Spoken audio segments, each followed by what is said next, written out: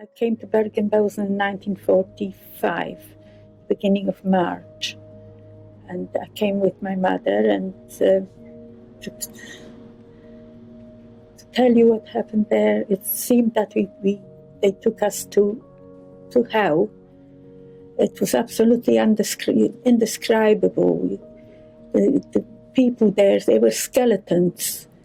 Their bones protruding through their ragged remains of skin, and their eyes bulged out grotesquely out of their skull-like faces. Some were dressed in rags, others were naked.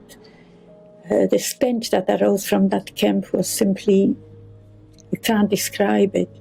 It seemed that we have just been pushed through the gates of hell. Our transport was taken to a hut which was already overcrowded before we got in there. Somehow I managed to find a little corner to sit down in and promptly fell asleep from exhaustion. When I stood up, when I awoke and stood up, I noticed that lice were crawling all over me from top to bottom. I was covered in them.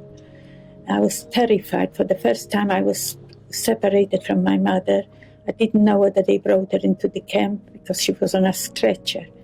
After 2 days, miraculously, I found her in one of the huts, still on the stretcher, still alive, but only just. She could tell she was dying.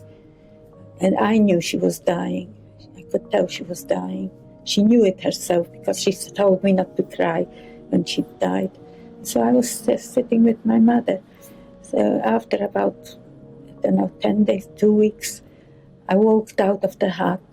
When I came outside, someone pointed out a tank in the distance, saying that it was a British tank, but it didn't register anymore. My mind was so weak and I was so exhausted. I knew I can't last much longer. I knew my mother was dying, so it didn't seem to make any difference anymore.